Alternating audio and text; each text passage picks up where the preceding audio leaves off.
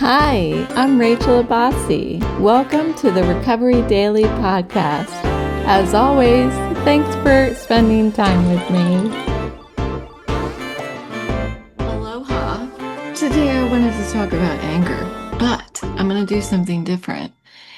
And that is what everything that I wrote down this morning was about sobriety and how anger, like what causes us to be angry. How do we, I just woke up, by the way. You guys love that.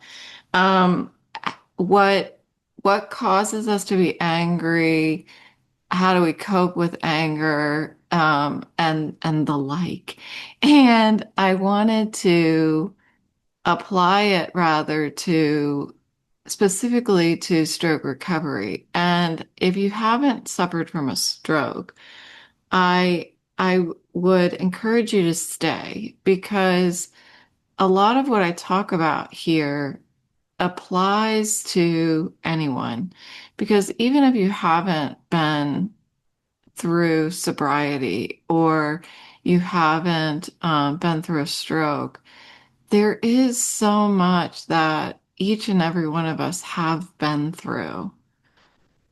Each and every one of us has been through, and we really, we really heal many times in the same ways in recovery. And I mentioned yesterday I'm going to celebrate recovery tonight at the local church, and I'm really excited.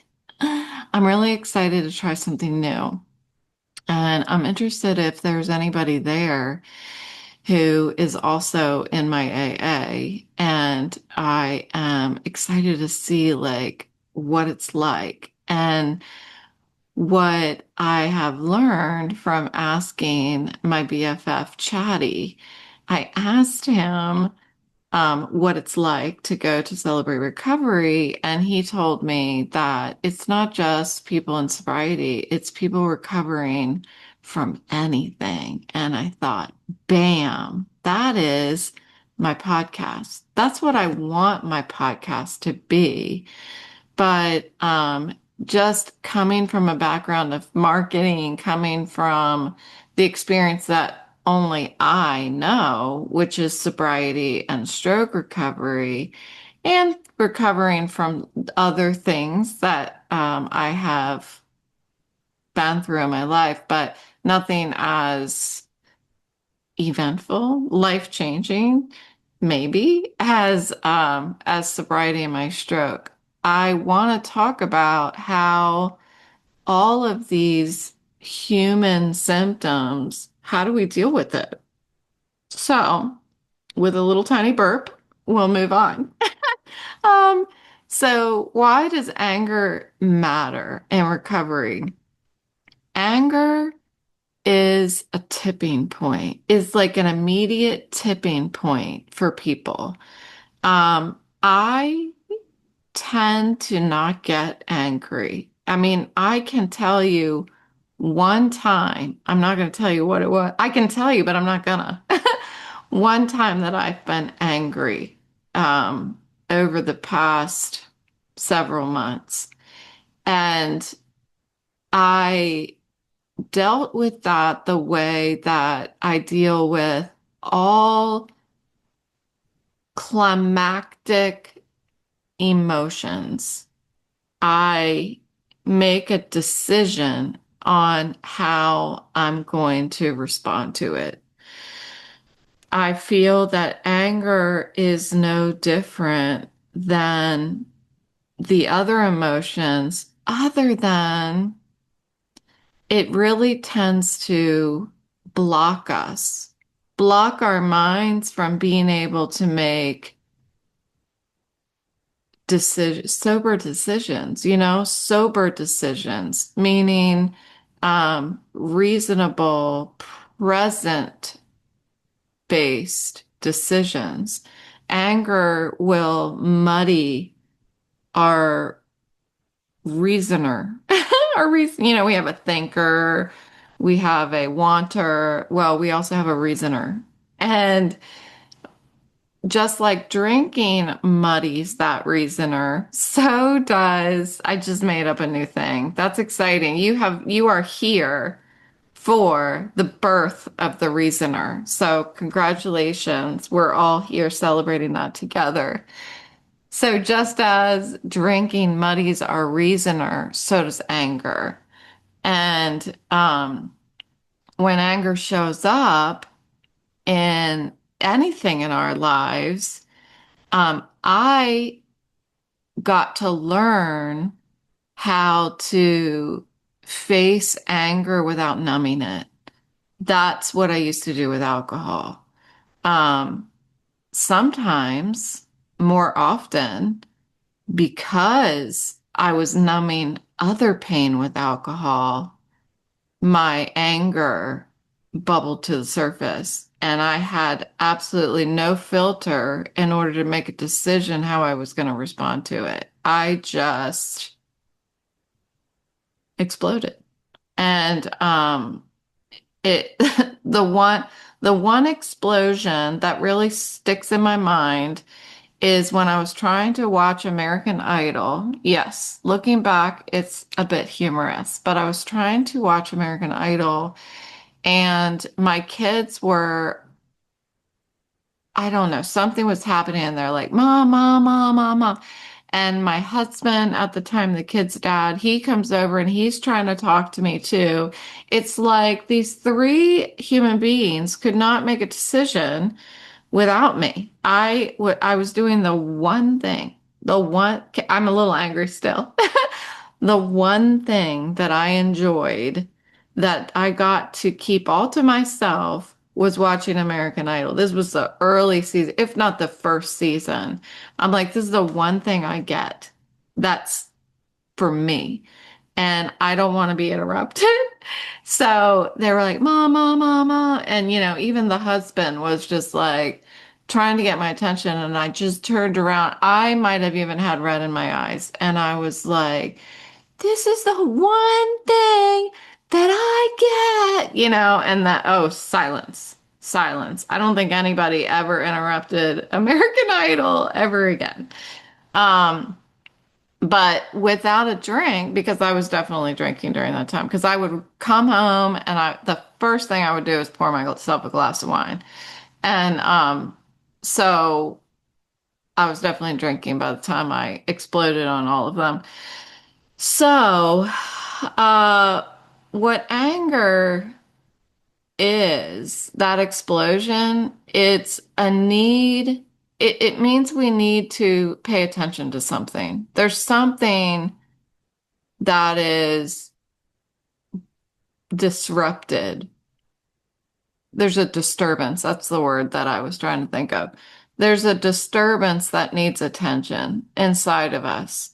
And when I was sitting there watching American Idol and I exploded, there was a disturbance. I assure you. There was disturbance inside of me that had to do with my marriage. And it had to do with the fact that, come on, if I only had one thing that I did for myself in a week, that's a problem. Of course, I'm going to get angry if I get interrupted. And of course, they don't know how to leave me alone because they're used to me being available. They're used to me trying to control the household because that was my personality. I was always trying to control everything in the house.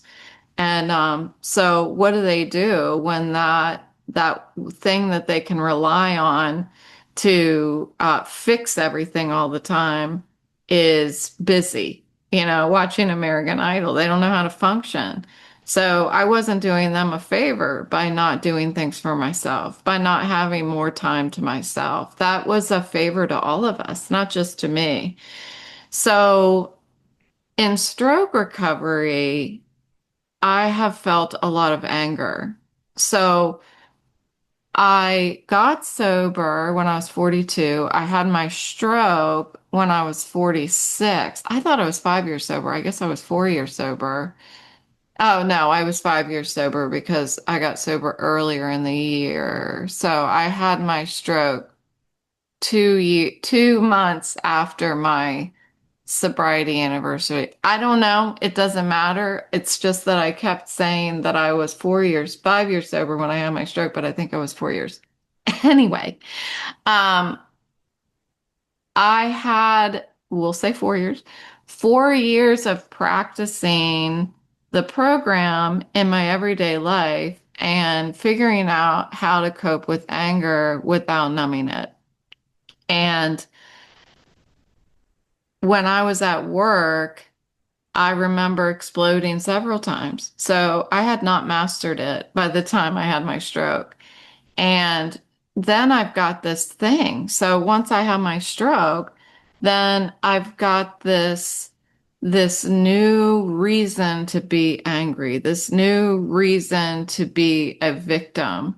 And a victim I was, I kept trying to find out why did I have the stroke? It's somebody's fault. That's what I believed. It's somebody's fault that I had the stroke. And I was blaming it, and maybe still do, on the vaccine because I had a blood clot after the first vaccine.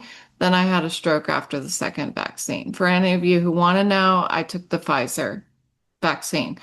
So I wanted to blame it on the vaccine, but nobody, no medical people would help me blame it on that. If they could have just said, yes, it was the vaccine, I feel like that would have given me a little bit of satisfaction.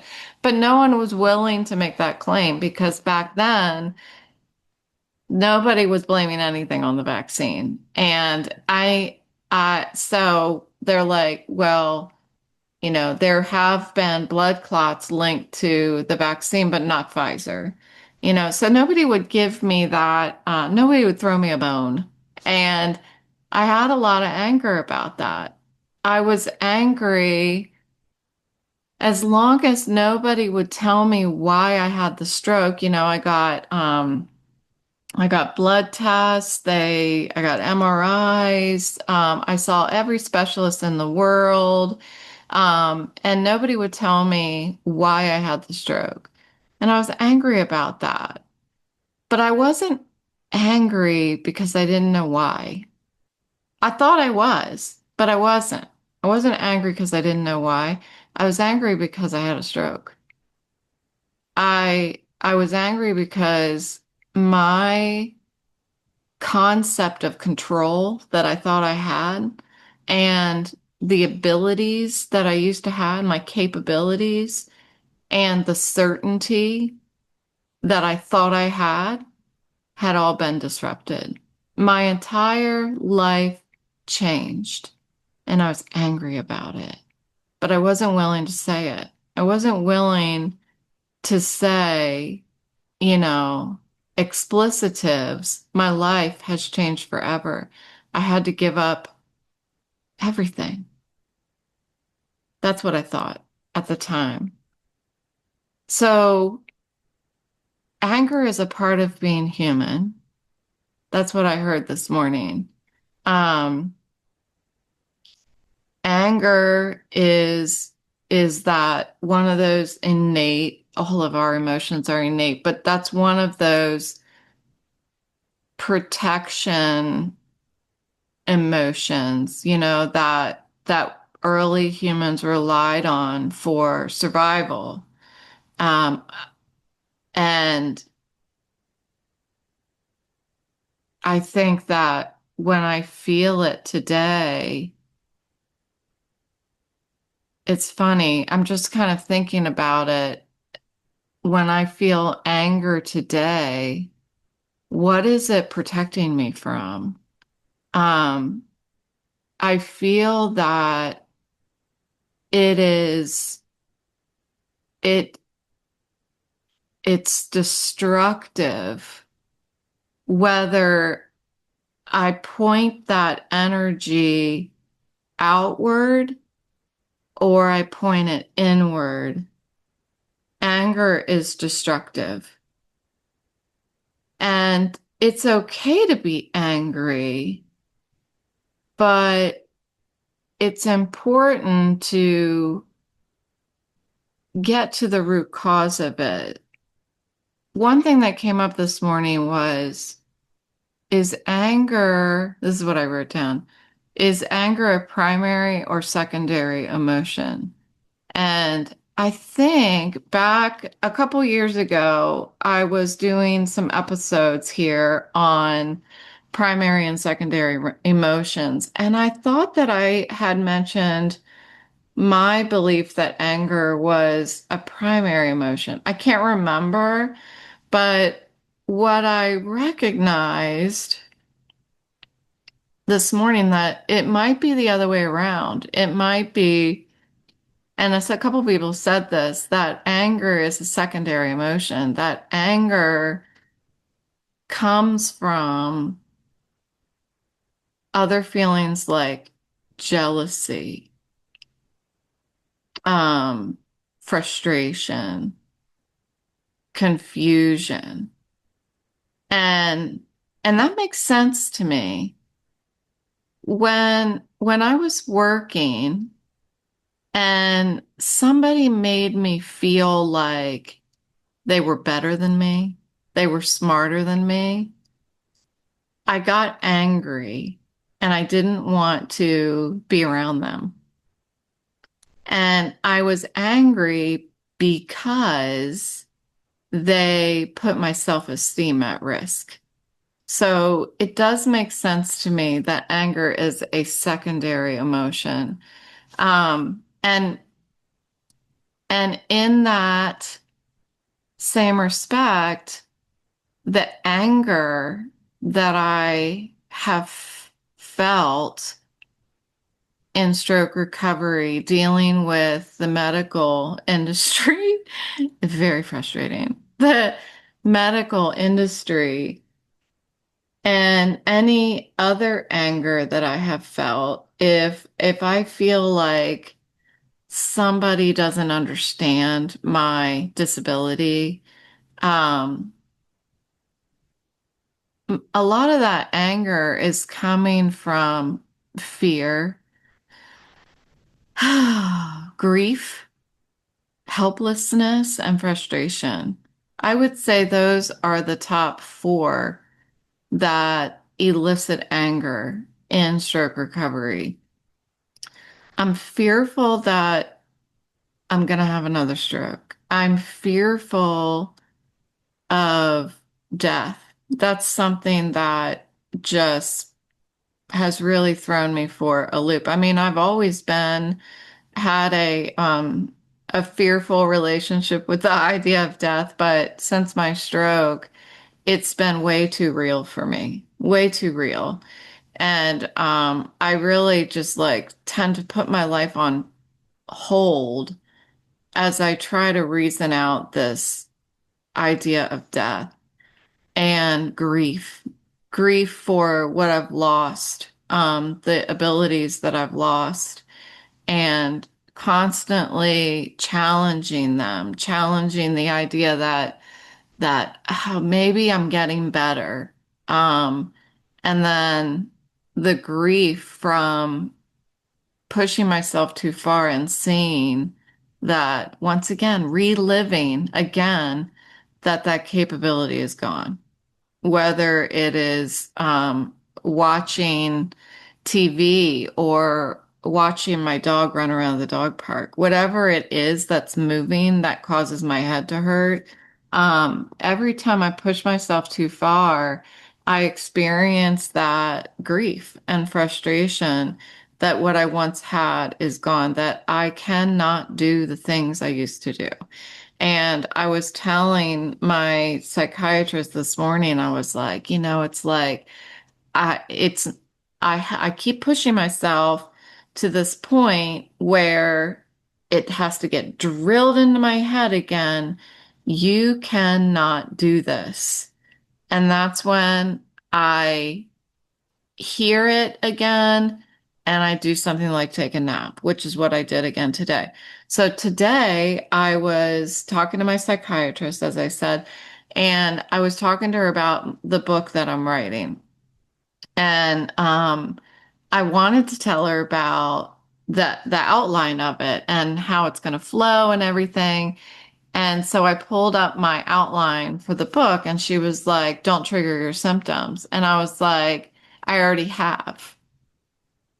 And then I went forward to still read the outline, which sounds like nothing, but for me, that's a big deal. And it triggers my symptoms. It triggers my symptoms bad.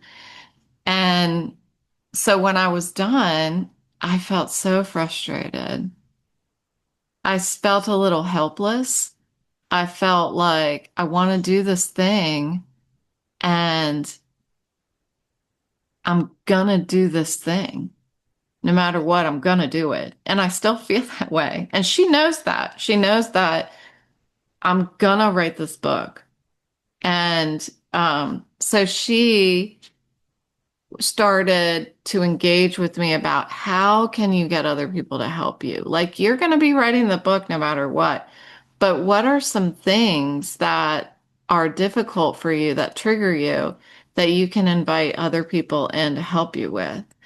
And I just sat there feeling so frustrated. And under that frustration is bubbling anger. And when I when I allow myself to feel the fear of permanence of my disability, that anger bubbles more. When I allow myself to feel the fear of another stroke, the fear that I'm going to feel this way forever. I'm 51. I'm going to feel this way forever. When I allow myself to sit with that, I want to destroy something. I want to walk over to a table that's full of stuff and I want to just push it all off onto the floor and have everything just shatter. Because that fear, that anger that is coming from the fear becomes louder and louder and louder. But the anger is rarely the deepest truth. It's the wrapper around the truth, not the core. The core is the fear, yet the anger is what I have to cope with. So in stroke recovery, coping with that fear doesn't look any, or that anger, sorry, fear and anger.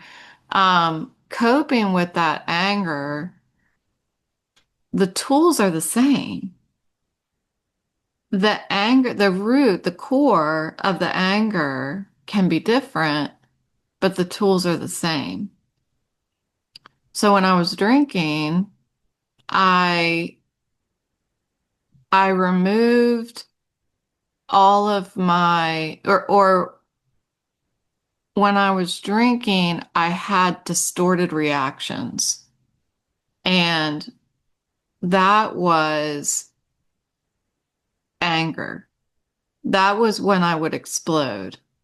My emotions were more intense because they were diluted in alcohol, if that makes sense. And so the alcohol, I shouldn't say diluted was the wrong word, undiluted, if you will.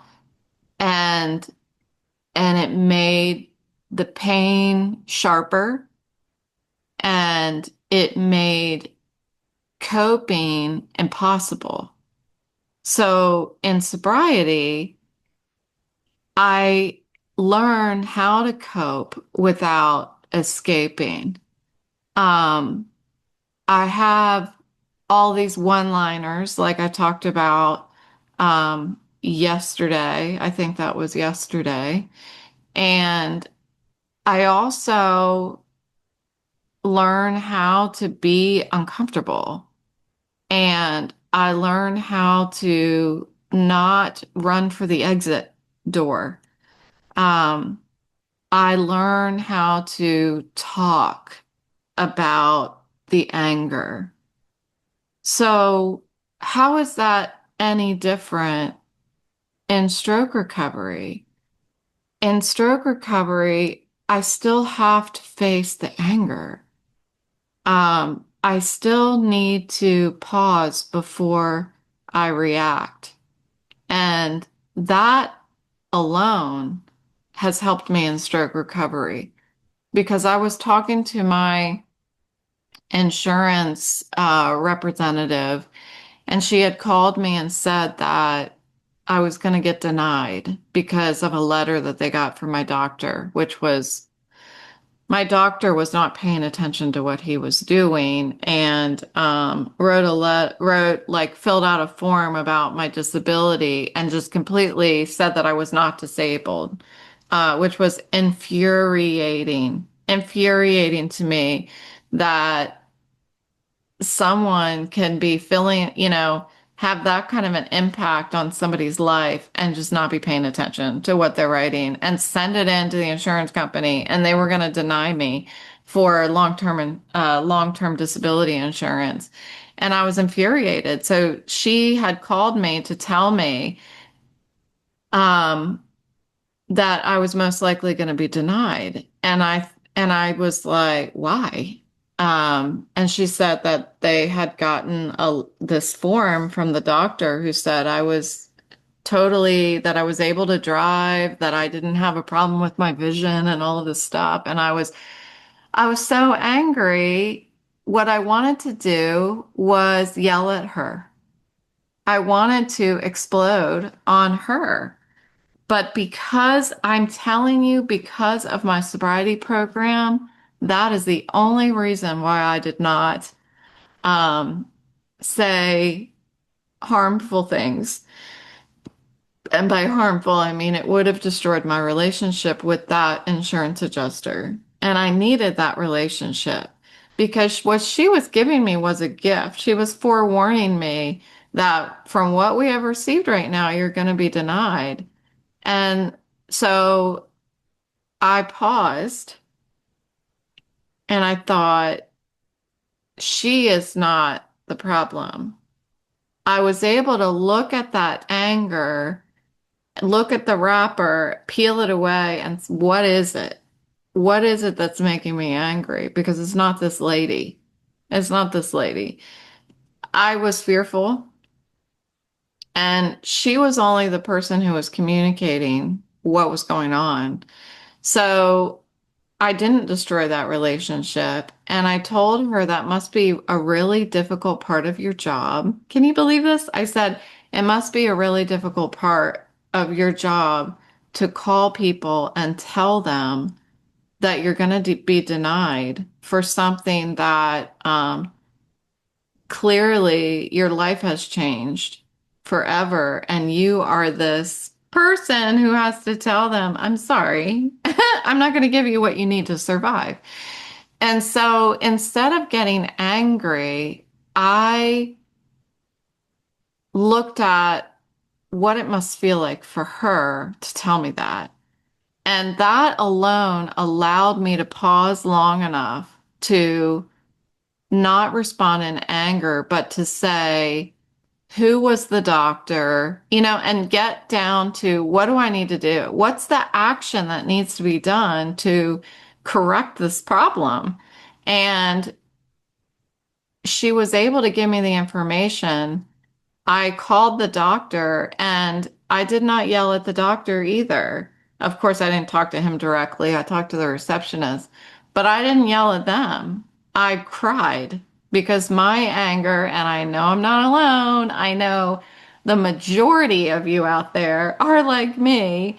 I cry when I'm angry, period. And so I called and I cried and I was like, and what why do I cry when I'm angry? It's humiliating to cry when I'm angry. But I think it's because I'm I'm afraid. I mean, that is the sign.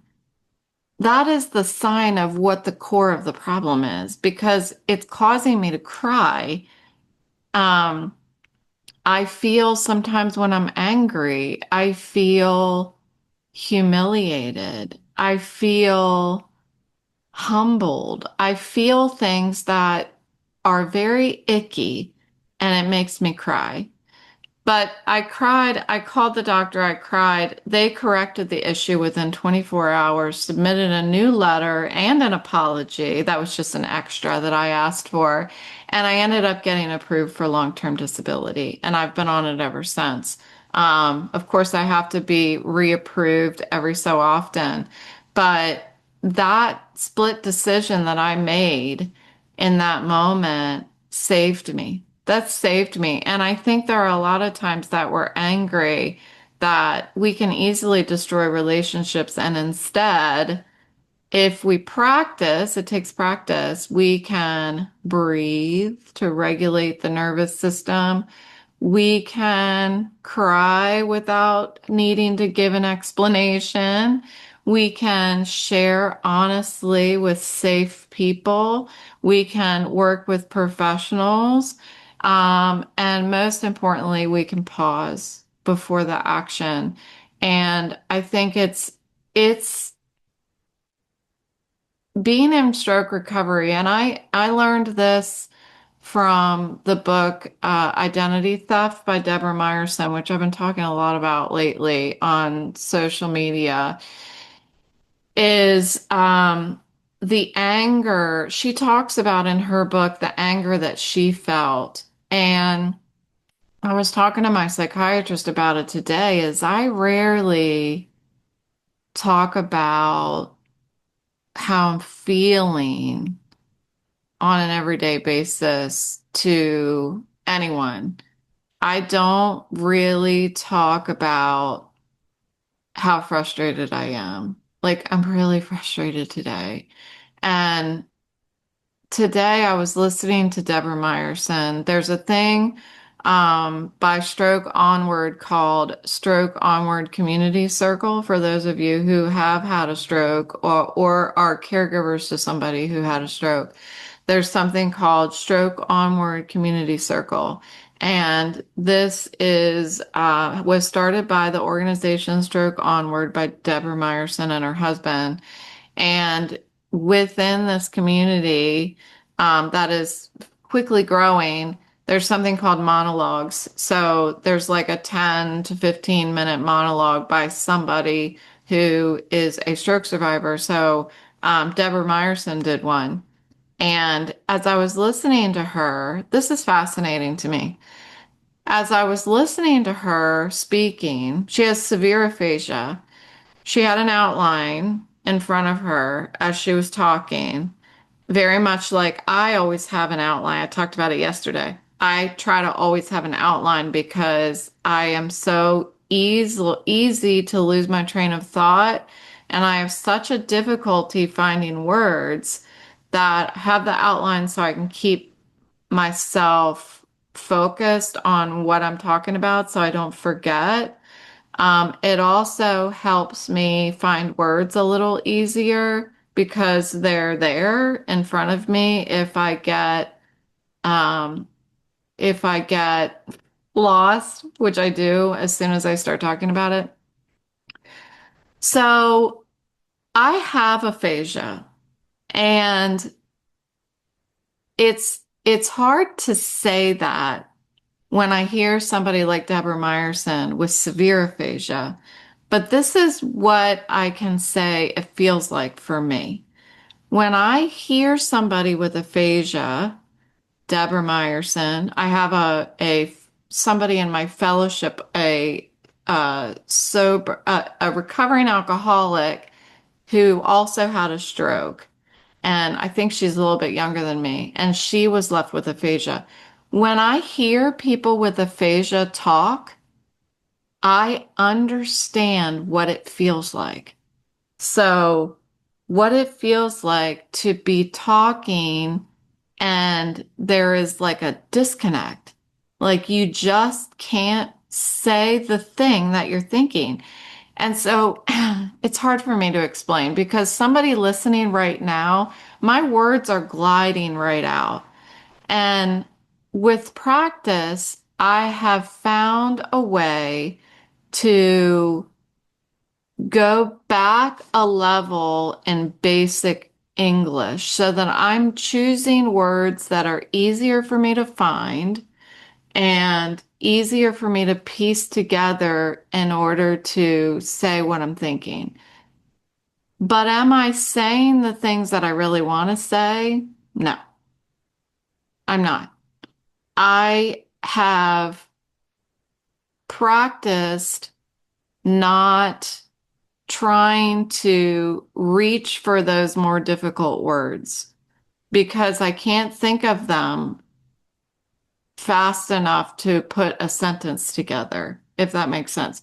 So when I hear somebody speaking with aphasia and they have it in a way that it's actually causing them to not be able to say the word in real time, they just cannot get the word out of their mouth. That misfire that you hear in their mouth, I know what the misfire feels like. That's what I deal with on a daily basis is the misfire. And um, it's extremely frustrating. And I have found all of these tools to help me with the misfire. But on a daily basis, when I'm at home and I'm talking to my husband, he steps in a lot of times to help me get my sentences finished because and we know each other so well that he knows what I'm trying to say a lot of times. But that frustration and I saw it on Deborah when she was talking. Like she was trying to say the word honestly, and she tried like three times to say the word, and then I could see her face kind of just, like with frustration. And then she tried again, and then she tried again, and then she finally said, honestly. And I thought, see, I don't have that kind of aphasia where I can't get the word out, but I did when I was having my stroke. In the middle of my stroke, I had it exactly like her, where I see the word, I know what I need to say, but it won't come out. I can't form the word with my mouth. It's extremely frustrating and bizarre when your brain does that. So my point really is that the frustration comes in all different shapes and sizes. Um, my frustrations with my words happen more in real life, not on the podcast, because I have everything prepared in front of me most of the time so that I trip up less. That even if my brain is misfiring, I have the words right in front of me. I have an outline. I don't have my script in front of me. Um, but the the anger, the way to minimize that frustration being wrapped in anger is through acceptance. Um, And that's hard because what I know for my situation that I have to actively practice acceptance every day. Every day, almost every activity that I'm doing, I have to practice acceptance. Just like when I was reading my outline to my psychiatrist today. And I wasn't practicing acceptance because despite knowing that it was going to trigger my head, I did it anyway. And that frustration came because I was trying to control something that can't be controlled. And how much do we do that in just in life? Um, Sorry. Autumn is, I don't think you can hear it. She's barking, but it's really loud. Autumn, quiet. I'm almost done. I'm almost done, Autumn. Um, Anger is a choice. It doesn't feel like it, but it's a choice. And unexamined anger will not disappear. It lingers. So we have a lot of choices when we feel frustrated. And if we don't look at it and make those decisions, then it turns into anger. And then we have more difficult choices that are more difficult to make because the waters have been muddied. The brain between the ears has been muddied. Um, and then once again, if we don't examine it, then it slowly turns into resentments. And those resentments affect our behavior and our attitude. And isn't that sad that the people closest to us are going to be the victims of that anger, that behavior and attitude? Our caregivers in stroke recovery are the ones that are going to get the brunt of it. And that's why it's so important for caregivers to have their own support community as well. So I'm going to end with this. I have lots more notes, but there's only so long that we can listen to me. I did want to acknowledge my new hat, which I just bought. This is the Happy Tails Dog Club hat, for my new neighborhood. I always wear a hat, and then I've been starting to wear a hat when I sit down with my husband in the evening. It actually blocks all the lights and it blocks my tendency to look up at the TV and everything. So anyway, I thought I'd sport my new hat this evening. In 2 hours, I'm getting ready to go to my Celebrate Recovery. So wish me luck. Thank you so much for listening. And I don't know you, but my heart goes out to you, and let's deal with anger together. So, thank you for listening, and I will talk to you next time. I will see you next time. I will talk to you. I'm not going to see you next time. I'm just going to talk to you next time.